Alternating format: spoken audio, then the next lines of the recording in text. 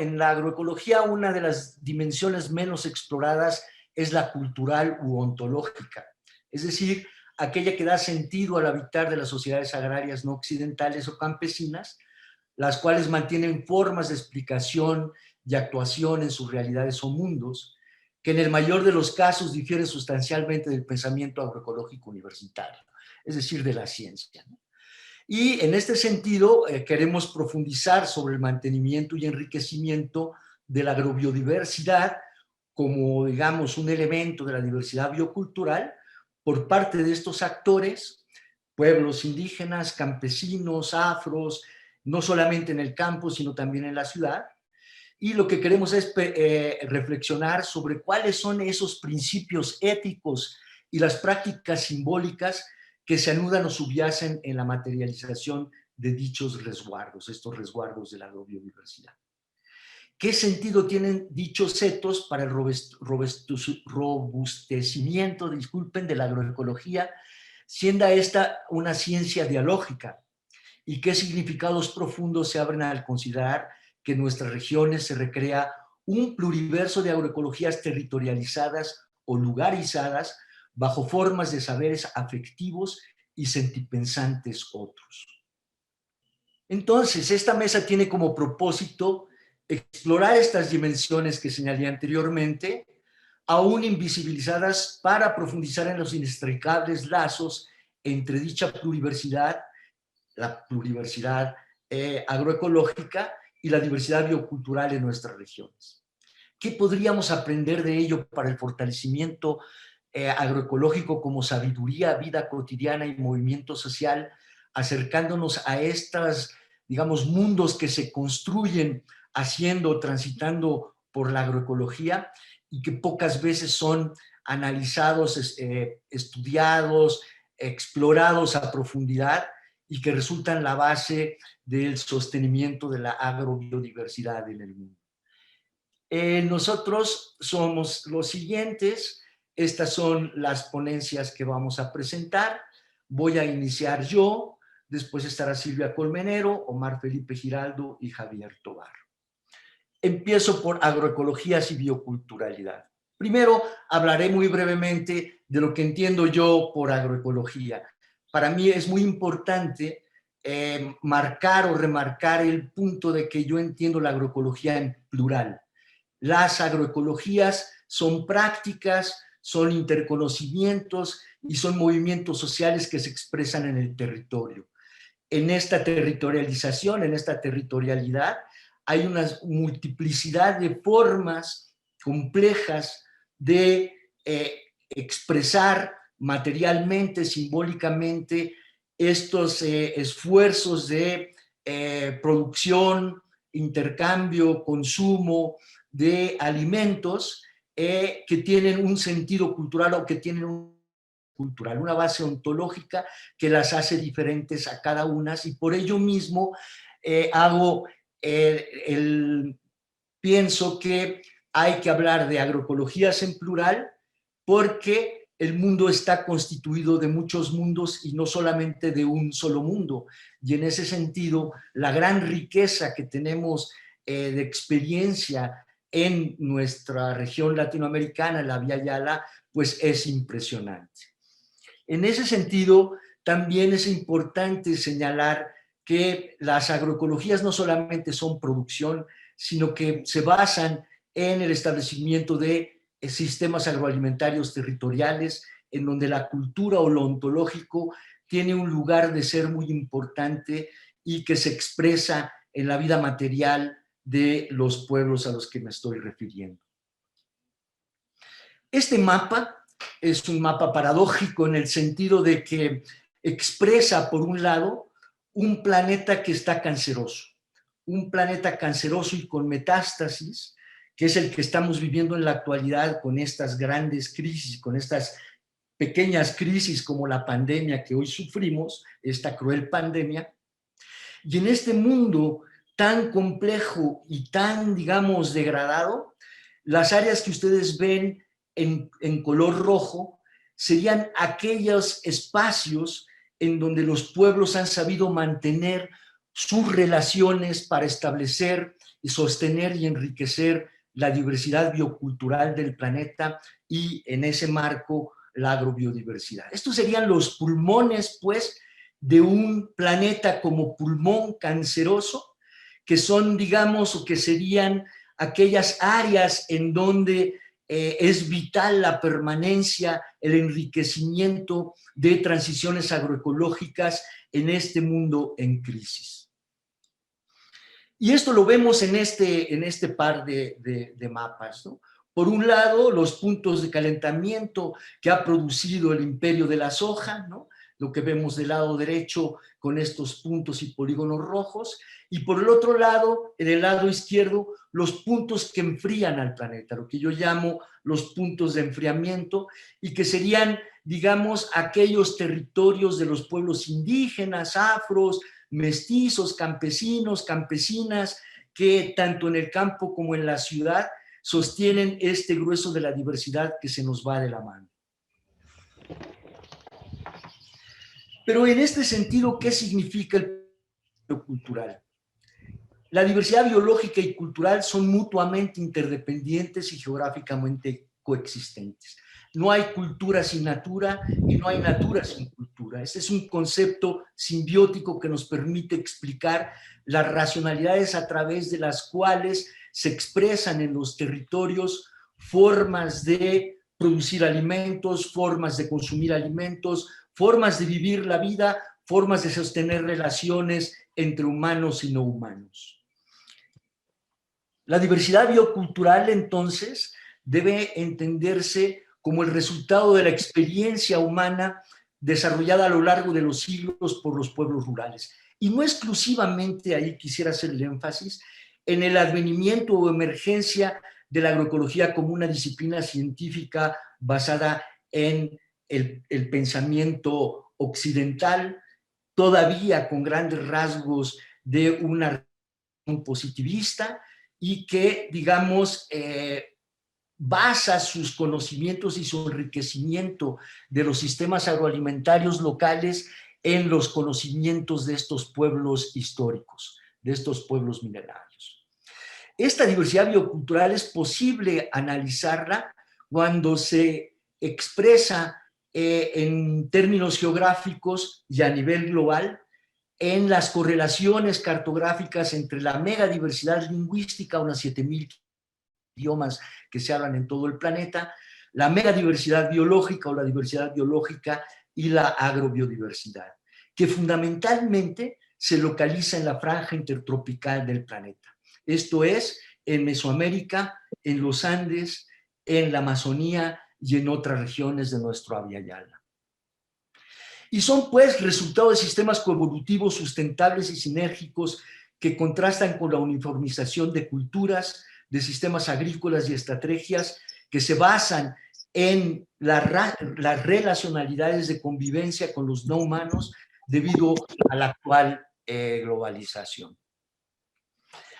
Cuando hablamos de memoria biocultural, tenemos que hacer referencia a que esta, digamos, es una memoria triple, es una memoria genética, es una memoria lingüística y es una memoria cognitiva.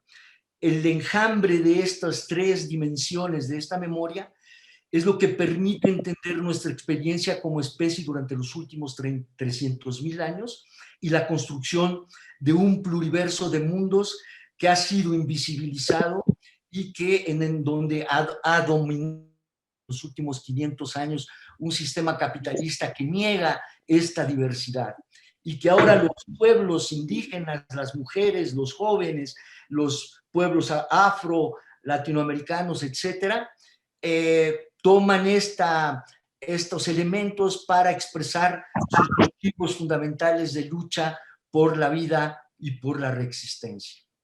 En este sentido, la memoria biocultural, de los tres componentes de la memoria biocultural, la memoria cognitiva, esto es, los conocimientos, ha sido la menos explorada. Se conoce más sobre la diversidad lingüística, se conoce ya mucho sobre la diversidad genética, pero la diversidad cognitiva ha sido, digamos, una de las menos exploradas en este complejo biocultural. Y esta revela las maneras como las poblaciones humanas y no humanas se han ido adaptando a la diversidad de condiciones de este planeta Tierra, este bello planeta Tierra, ¿no? En el caso de Latinoamérica, ¿quiénes son los que detentan mayoritariamente dicha memoria biocultural? Pues al menos se conoce que hay 55 millones de personas indígenas en América Latina, que controlan, que manejan, que se asocian, que se relacionan con el 25% de la superficie agraria de la región, con parcelas de 4 hectáreas como promedio.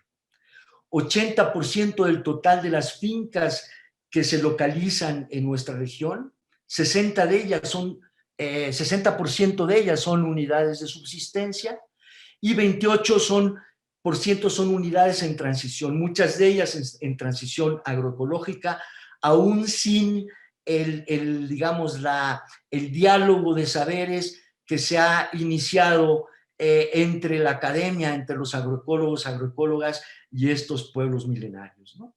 Son 17 millones de unidades familiares, es decir, 60 millones de personas con una población rural de 123 millones. Esta es la riqueza que, digamos, permite el sostenimiento de esta diversidad biocultural y que se encuentra, digamos, en una etapa de gran cambio. Lo que vemos en la gráfica izquierda es el pico del petróleo y estamos nosotros en este momento aquí. A partir de este momento y durante los próximos por lo menos 50 años, el declive del petróleo junto con el problema medioambiental, el cambio climático, el calentamiento, la desigualdad, la profundidad de la desigualdad y ahora las pandemias, marcan una necesidad imperiosa de transiciones. Menos petróleo, esto es una buena noticia para la agroecología porque tendrá que transitar hacia sistemas más sustentables basados en lo orgánico, basados en otros modelos de producción de alimentos, de consumo, etcétera, etcétera. Y estamos entonces en un momento de bifurcación. Aquí se ensanchan los horizontes civilizatorios alternativos. Estos horizontes que están, digamos, en el discurso y en la práctica de estos pueblos y que se expresan en sus propios territorios. Para ellos...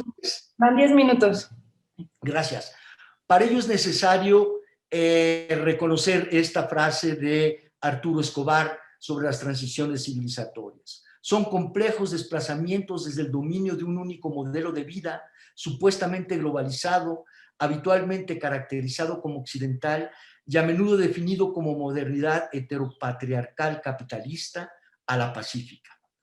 Aunque tensa coexistencia de una multiplicidad de modelos, un mundo en donde caben muchos mundos, como nos lo ha demostrado el movimiento zapatista que se ensancha a lo largo y ancho del planeta, pero fundamentalmente en nuestro Abya Yala. Voy a ir más rápido porque no voy a poder hablar de esto. Yo les voy a enviar la presentación que tengo, pero aquí lo que me interesa es reconocer que estos mundos relacionales, estos horizontes civilizatorios alternativos se basan en una racionalidad que es totalmente, extremadamente diferente a la que se expresa en el conocimiento científico, en el pensamiento moderno occidental. Aquí no hay separación entre objeto y sujeto, aquí todo está construido a través de las relaciones y son las relaciones las que permiten reconocer este entramado complejo de formas de habitar el territorio y el paisaje. Estos territorios y estos paisajes que se pueden expresar de esta manera, ¿no? Una gran diversidad, unos paisajes construidos en mosaico, una gran riqueza que ha permitido que estas sociedades se consideren como sociedades resilientes, ¿no? Han sido capaces de sobrevivir inclusive a estos últimos 500 años de opresión del capitalismo, con estos colores, con estas bellezas, con estos sentires, con estos sentipensares.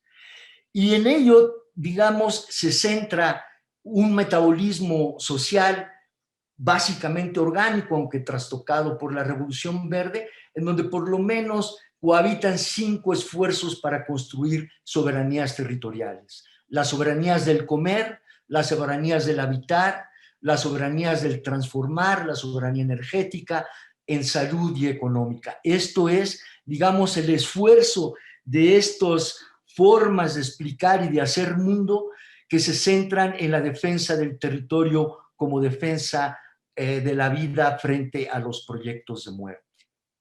Voy a entrar a una cuestión, digamos, complicada, digamos, no me va a dar mucho tiempo de abordarla, pero estas formas relacionales, estos mundos relacionales, los voy a explicar de manera muy sintética para mirar qué diferencias existen entre nuestros modos de pensar y los modos de pensar de estas otras sociedades.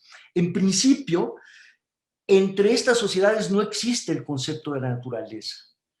No hay una separación entre una naturaleza como un objeto y nosotros los sujetos. Todos los seres que habitan en el territorio son sujetos, inclusive los no humanos, las plantas, los animales, las tierras, las montañas, las lluvias, la nube, etcétera, etcétera, son personas y las relaciones entre humanos y no humanos se establecen a partir de una relación personal. Son personalizadas y por lo tanto son relaciones políticas. Pero a la vez hay una mediación muy importante que es la espiritual, pues. Los otros que no humanos, las deidades, las energías, las sustancias y las fuerzas sobrenaturales permiten esta mediación entre humanos y no humanos, lo cual hace que el trabajo material y el trabajo sagrado, el trabajo ritual, no estén separados en estas realidades. Aquí se hace un trabajo colectivo. Los bienes comunes son relaciones. La reciprocidad es el centro de esas relaciones para construir complementariedades, correspondencias y fundamentalmente comunidades y comunalidades. Y en el centro de todo esto está la regeneración del equilibrio cósmico. Y tiene su teoría detrás de todo esto cada pueblo, cada territorio, en función de cómo establecen este tipo de relaciones humanos, no humanos y más que humanos. Y el centro de estas teorías, pues, que se basan en el territorio, es el mantener el equilibrio, salir del caos, mantener la salud y responder a los fenómenos de enfermedad a través de una serie de, digamos, formas de explicar las relaciones que se establecen en el mundo. Van 15 minutos. Voy a terminar. Este es un calendario biocultural que explica el trabajo de las deidades, que sería expresada en las fiestas y celebraciones, el trabajo de la naturaleza, el trabajo de los no humanos y el trabajo del hombre. Y que se expresa en este bonito cartel que se elaboró por una comunidad nativa en el Amazonas peruano, y que explica toda esta diversidad de relaciones y toda la riqueza que produce esto y de las relaciones que se establecen en las unidades familiares y en los barrios. En el caso de México, esto es muy interesante porque cuando analizamos estas lógicas de representación de la realidad, de construcción del mundo, encontramos, por ejemplo, que el maíz, que es el centro, digamos, de la preocupación del mundo de la producción de alimentos en esta área del planeta, de nuestra región, tiene un sentido simbólico muy fuerte. Todo mundo nace, independientemente de su condición de género, nace con una mayor afinidad femenina y muere con una mayor afinidad masculina. El maíz tiene partes femeninas y partes masculinas. Alrededor de esta idea se mantienen las relaciones y se van, digamos,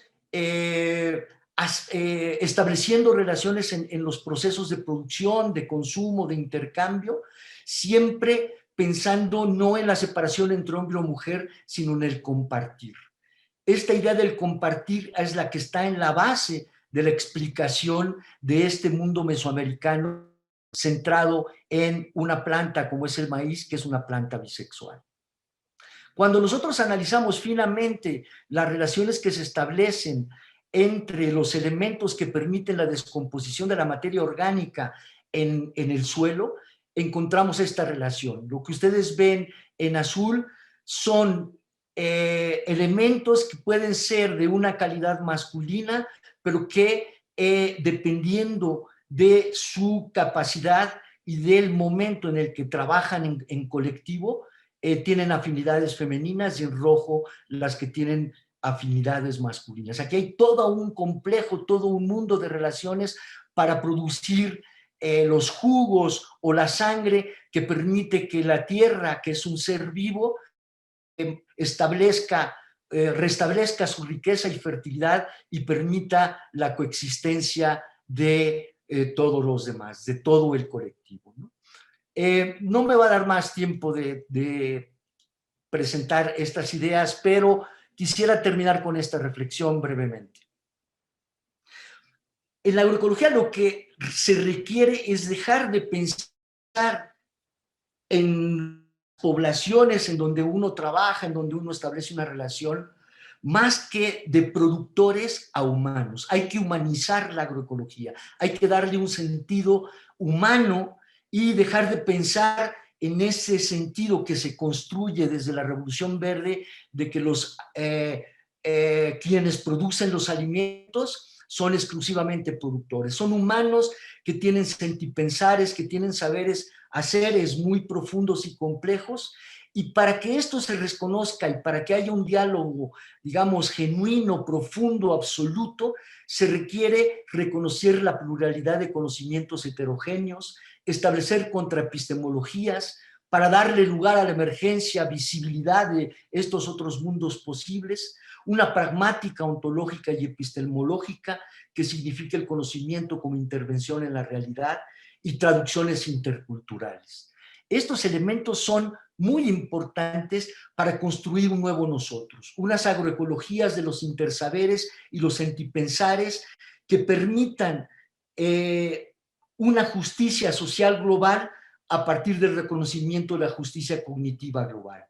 Yo les agradezco muchísimo, no me dio tiempo de explicar todo esto, pero para terminar, este es un mosaico que hicimos en el diplomado que llevamos a cabo, un diplomado en agroecología para la sustentabilidad. Y esto, para mí, este mosaico son las celebraciones de muertos desde Chile hasta México, que expresan esta pluriversidad y que contienen en un sentido profundo estos esfuerzos de construcción de horizontes civilizatorios basados en transiciones agroecológicas. Disculpen mi demora.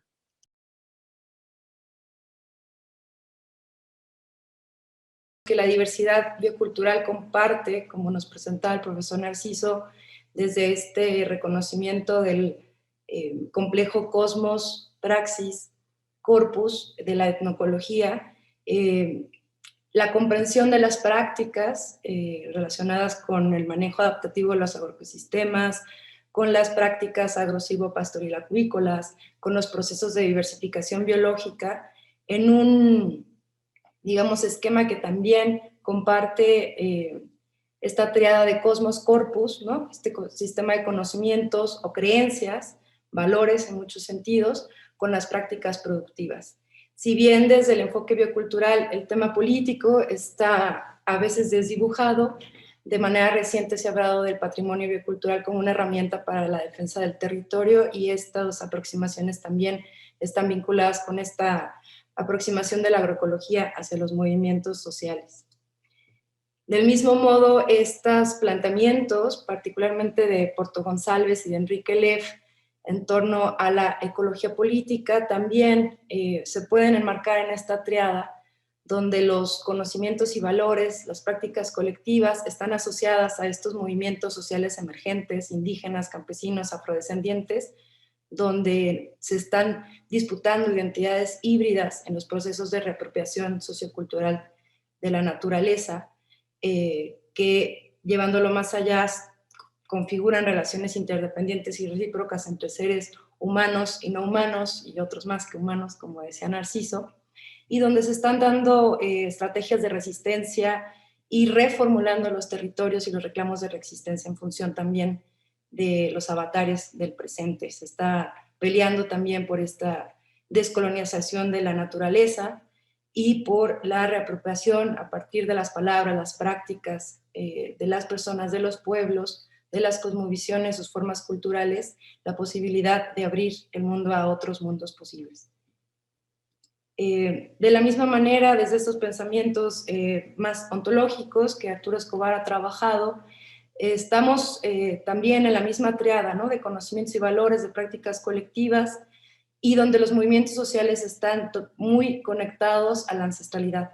Y por lo tanto, esta posibilidad de construir otros mundos posibles también se arraigan en ese mandato ancestral que, como lo dice Arturo Escobar, persiste aún en la memoria de los mayores, se está transmitiendo a los jóvenes y da cuenta de una experiencia siempre renovada de vivir bajo otro modelo de vida, otra cosmovisión.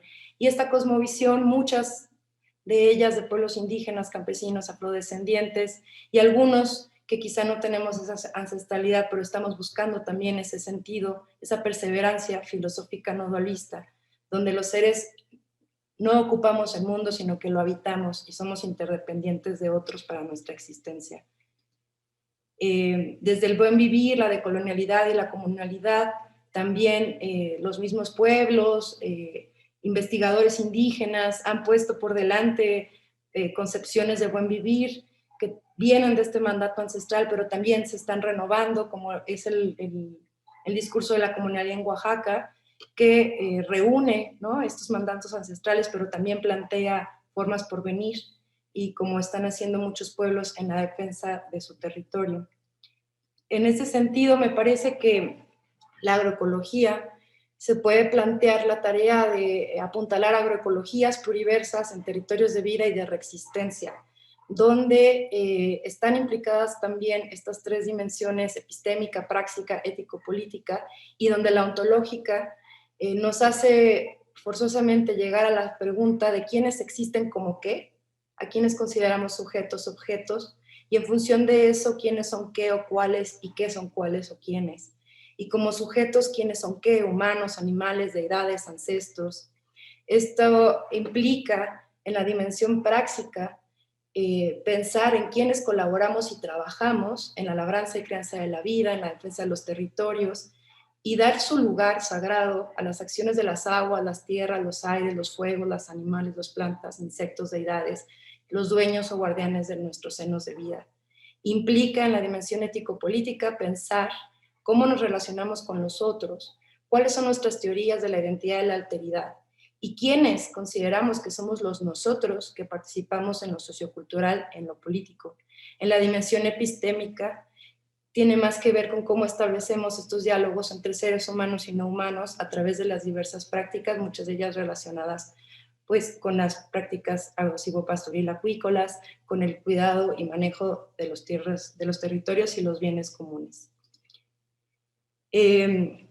Dada esta reflexión muy general, quisiera compartir una experiencia, pues dando los créditos a mis compañeras y compañeros de este proceso en el que tuve la oportunidad de participar, que estaba más orientado a la construcción del Estado pluricultural en relación con los agroecosistemas tradicionales de los pueblos indígenas, y donde pudimos realizar una serie de diálogos sobre las instituciones, derechos y patrimonios bioculturales de los pueblos.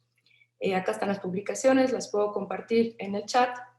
En este proceso estuvimos en diversos diálogos con distintos pueblos que están en procesos de lucha del territorio, que mantienen sus ancestralidades y que están sosteniendo en sus territorios fuertes transiciones hacia la agroecología, algunas ya con más de 20 años. En este proceso, a través de las dinámicas participativas, preguntamos, ¿no?, a los pueblos cuáles son estas prácticas colectivas e instituciones que les permiten recrear sus sistemas agroalimentarios, sus territorios, sus bienes comunes, sus patrimonios bioculturales. Y por sorpresa, la diversidad de prácticas da cuenta de todo lo que está sosteniendo esta crianza de la vida de los pueblos, y la parte espiritual fue la más mencionada por los pueblos. Hicimos un ejercicio parecido con otros, digamos, una dinámica más académica, y que es este círculo que está por acá, ¿no? En esta gráfica de pastel, donde la ritualidad y la espiritual estaba considerada en un porcentaje menor. Pero cuando fuimos a hacer las mismas preguntas con los pueblos, la parte espiritual, incluso contemplando el manejo de bienes comunes y el territorio y las prácticas agro-silvopastoril-acuícolas como una sola dimensión, es mayor. Es decir, que en las fiestas, las ceremonias, los rituales, las músicas, las danzas, los carnavales, los juegos que mantienen el ciclo agrícola festivo, los pueblos consideran que está el corazón de lo que reúne a todo lo demás. Esto se conecta con las agroecologías o esta visión de la bioculturalidad como una expresión de diferentes prácticas de vida, en la manera en la que también la agroecología ha echado de mano, ¿no? Y se ha comprometido con esta ancestralidad, ubicando estos sistemas agroforestales tradicionales, como los llama Isabel Moreno Calle en México, esta identificación de cómo los sistemas tradicionales de producción de alimentos están vinculados con las transiciones agroecológicas, con el fortalecimiento y recreación de la diversidad biocultural. En México existen muchísimos de estos sistemas en los cuales se dan estos mosaicos de cultivos, de áreas de barbecho, de prácticas de recolección, de extracción forestal, de meliponicultura, apicultura, ¿no? Prácticas que sostienen la unidad doméstica y también permiten dar la cohesión comunitaria. En el caso de este ejercicio pudimos tener una aproximación a estos agroecosistemas tradicionales como el col en la península de Yucatán, en el territorio Náyer y Virrárica, que comparte con la costa de Jalisco, el Cuamil, en la Sierra Norte de Puebla, que tiene, bueno, este Cotaquiloyan, que ya explicaré más adelante, el Metepantle, de los compañeros de Tlaxcala, particularmente con el Grupo Vicente Guerrero, y el Écuaro, con compañeros de la zona lacustre de Pátzcuaro, aunque también en la meseta purépecha el Écuaro es el sistema forestal tradicional. Entonces, voy a mostrar 3 ejemplos. Empiezo con este, que corresponde al Coctaquiloyan de la Sierra Norte de Puebla, que es un agroecosistema tradicional que ha sido muy explorado por muchísimos compañeros que trabajan desde la etnoagroforestería, etnoecología, y que han podido como dar cuenta de que este Coctaquiloyan, ¿no? Este monte en el que se produce, alberga, además de producción de café, de un café orgánico que ahora es representativo y simbólico, ¿no? De los procesos de transición agroecológica en México, también produce un espacio en el que se manipulan y se respetan de 200 a 300 especies de plantas, es decir, un sistema muy diversificado que Víctor Toledo, el profesor Barrera Basols, Elena Ana Isabel Moreno Calle también han explorado, y que compañeros más cercanos al proceso político, de los compañeros más iguales en la Sierra Norte de Puebla, han identificado también tratando de dar cuenta de una concepción sagrada del territorio, que sería un paisaje, un meja. Entonces, este Coctaquiloyan, ¿no? Que digamos estaría representado en estos esquemas de la derecha, está inmerso en una concepción del territorio donde el agua como un elemento sagrado es central y cuyo flujo configura toda la cosmovisión del pueblo, y en función de esa concepción sagrada del agua y del territorio es que se permiten o no se permiten la utilización de ciertos espacios, la proactividad o proproducción junto con otros seres, y que se reflejan prácticamente en lo que es la milpa, este monte se lo ha modificado, es el Pocta, que está como más orientado a la cuestión de la recolección, donde la pimienta es clave, el monte en el que se produce, el Coctaquiloyan, donde se ha intervenido con el cafetal, ¿no? El Coctaquiloyan no es precisamente el cafetal, sino el espacio donde el cafetal se puede centrar. Los potreros, ¿no? Porque también son pues prácticas agropecuarias, y donde es clave también, digamos, este trabajo de cosecha del agua en función del respeto sagrado que se le tiene a los manantiales, de modo que hay algunos que no son intervenidos, otros que sí, y un permiso que se dan ellos también de captar el agua a través de estos achicuales que ellos le llaman. y que tiene que ver con el respeto